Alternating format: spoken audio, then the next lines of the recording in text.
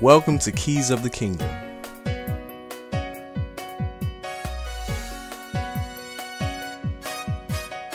Featuring Apostle Burnell and Pastor Grace Williams. Be prepared to experience kingdom worship and kingdom power.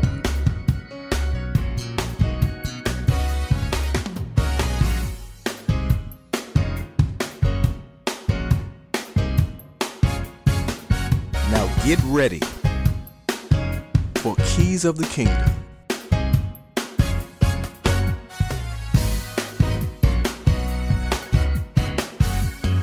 Program already in progress.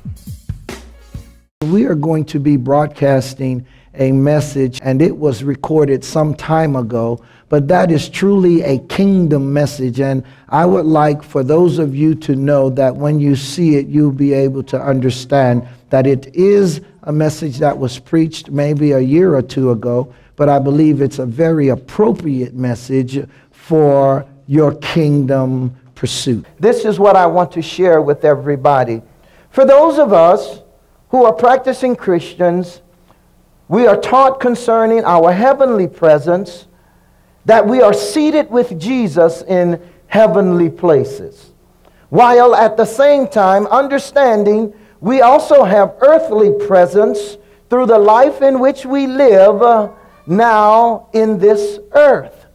We have heavenly representation that we're seated with Jesus in heavenly places, but yet we also have earthly presence that we move and we live and we have our beings in this earth in which we live. What's interesting about that is that the Bible calls this dual citizenship, that we are citizens of two domains. We're citizens of heaven and we're also citizens in the earth.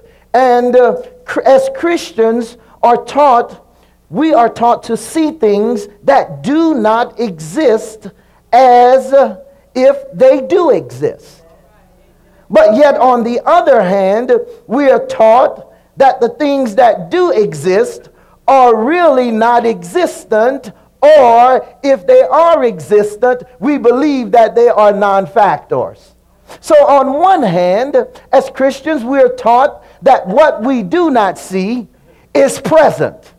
And yet what we do see is not present. Because we've got to learn to live in how many realities? Two realities. So as we move this morning, we're going to find out that if we are sick, we tend to tell ourselves what?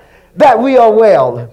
And if we are poor or broke, we tend to tell ourselves that we are rich. If we are down and out, we tend to tell ourselves that we're up and in. If things are going bad for us, we tend to tell ourselves that things are going good or they are soon to be good. There is something about our Christian faith, there's something about our Christian practice that has caused us to learn to live in two realities. And both of these realities, they are real, but yet in the midst of both of these realities, they seem to negate one or the other. How can I believe something is there when it's not there? And how can I believe when it is there that it's not there? There seems to be something that only the Christian can understand when they know they have an illness, but yet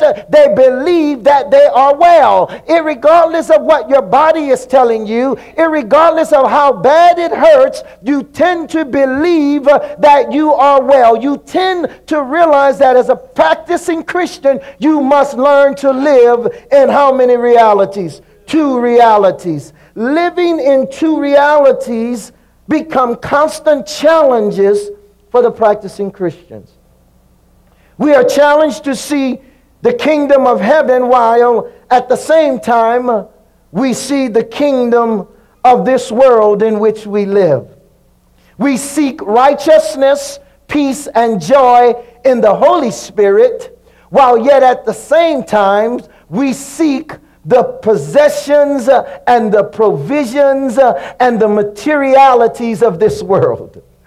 When we realize that our life circumstances are not promising to us, our heavenly presence tends to come under assault or under attack.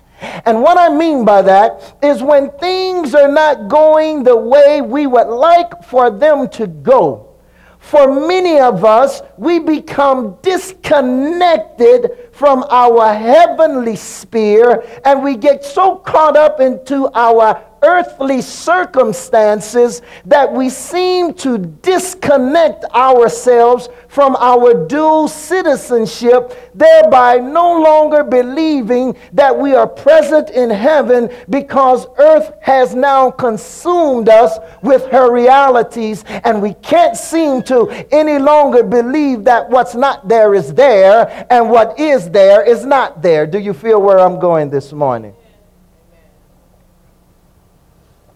But when our heavenly presence is fulfilling, speaking in tongues, laying hands on the sick, powerful experience of praise, powerful moves of God, powerful things happening in our spiritual lives, we have yet to figure out how we are to translate this spiritual fulfillment into our earthly circumstances and situations.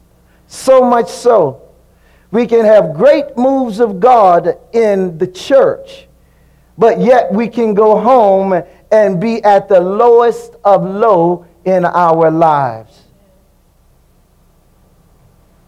Romans chapter 12, verse 2, it simply tells us, and be not conformed to this world, but be ye what? Transformed by what? By the renewing of the mind, that we may be able to do what? Prove what is the what? The perfect will of God. So what begins to happen, or what becomes the problem for Christians when we live in two realities, is that when things are going good in the earth for us, we tend to become lukewarm in heaven. And when things are going good for us in heaven, we tend to have a problem translating our spiritual strength into our earthly existence. So it seems to be we cannot find the right balance, or we cannot seem to bring these two realities together, so much so that if we're losing in earth, we then say, well, forget it, I'm excited about praising God. And if we are winning in the earth, we tend to forget about God because all of our needs tend to be met. So what the Apostle Paul is doing in the book of Romans in chapter 5 is this. The Apostle Paul was dealing with this in Romans chapter 5, verse 1 through 5. He said, Paul brings into view the reality of the kingdom of heaven and the reality of the earthly circumstances when he goes from Romans chapter 5, verse 6 through Romans 11. He deals with the two realities and the facts of those two realities. And then in the face of those two realities, he wants us to know that we are still more than conquerors.